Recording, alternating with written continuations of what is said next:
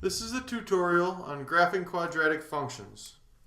Typically, when we graph a function, we select several x values, plug them into the function equation, and then find their respective y values. And then we take these x, y points and we plot them.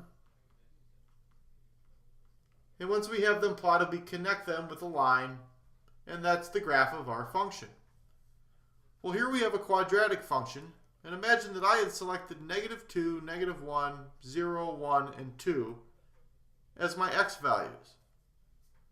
Well, if I plug in -2, I will get a y value just greater than -6.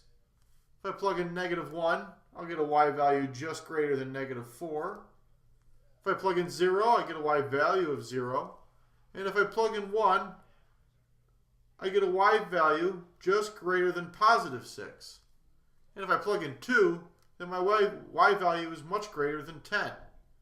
And if I connected these points, I'd end up with this curved line. But the graph of a quadratic is in the shape of a parabola. So these points do not demonstrate the parabola. They only demonstrate the curved line that is one side of that parabola. So when we graph quadratic functions, we use a completely different method. So say I wanted to graph the function y is equal to x squared plus 4x minus 5. Well, my first step would be to find the axis of symmetry of that quadratic equation. Once I found the axis of symmetry, I would next find the vertex, and then after that, I would just find one other point that lies on the line of this equation. So again, if I'm trying to graph y is equal to x squared plus 4x minus 5, my first step is to find the axis of symmetry. To find the axis of symmetry, I use the formula x is equal to -b over 2a, where b and a are the coefficients of our quadratic equation when it's written in standard form. Remember, standard form is y is equal to a times x squared plus bx plus c. So that means that my a here is 1 and my b is a +4. Now if I plug that in for b and a, I get x is equal to -4 over 2 times 1 for a. -4 divided by 2 times 1, or 2, is just -2. So my axis of symmetry then is the line x is equal to -2. Now my second step is to find the vertex. Now to find the vertex, I use my axis of symmetry, which again is x is equal to -2, because the vertex lies on the axis of symmetry. That means my axis of symmetry has an x-coordinate of -2. So to find the y-coordinate, I just plug in -2 for x back into this equation.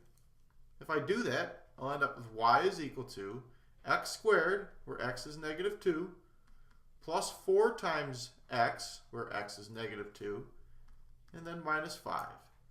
-2 squared is 4. 4 times -2 is a -8, and then we're subtracting 5. 4 minus 8 is -4, minus 5 again is -9. So the y-coordinate of my vertex is -9.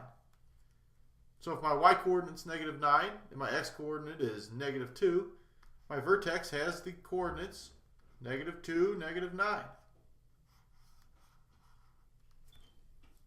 Now my third step is to find one more point on this line. And you usually want to pick a point that's some distance away from your vertex.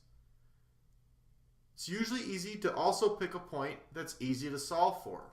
So in this case, I'm going to solve for my y-intercept. My y-intercept occurs when x is equal to 0. So I'm going to plug in 0 for x into this equation. If I do that, I'll get y is equal to 0 squared plus 4 times 0 minus 5. 0 squared is 0. 4 times 0 is 0.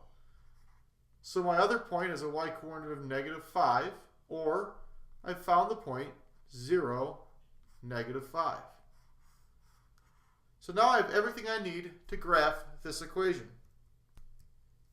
Now if we're going to graph y is equal to x squared plus 4x minus 5, we've got to remember that we have an axis of symmetry at the line x is equal to negative 2. We have our vertex at negative 2, negative 9. And we have one other point at 0, negative 5. Now the first thing first, you go to your vertex, negative 2, negative 9. It is right here. Next, I would lightly draw in my axis of symmetry.